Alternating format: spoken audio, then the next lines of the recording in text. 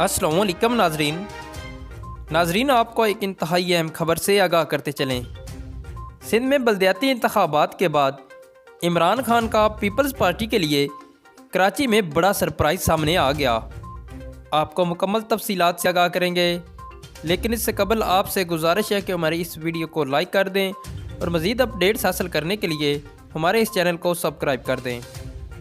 जी तो नाजरीन आपको आगाह करते चलें। सिंध में बल्दियाती इंतखाबात के दूसरे मरले में पीपल्स पार्टी भारी अक्सरियत से कामयाबी हासिल करते हुए 93 सीटों के साथ पहले नंबर पर है, जबकि जमात इस्लामी 86 सीटों के साथ दूसरे और PTI 40 सीटों के साथ तीसरे नंबर पर है। इमरान खान ने जमात इस्लामी के सरबराह सिराज उल हक को कराची में मुश्तरका हुकूमत बनाने की पेशकश कर दी। जमात इस्लामी और PTI मिलकर पीपल्स पार्टी को शिकस्त देने के लिए तैयार हो गए। ताहम इस हवाले से सिराज उल हक अपनी पार्टी से मशावरत के बाद हैतमी फैसला करेंगे।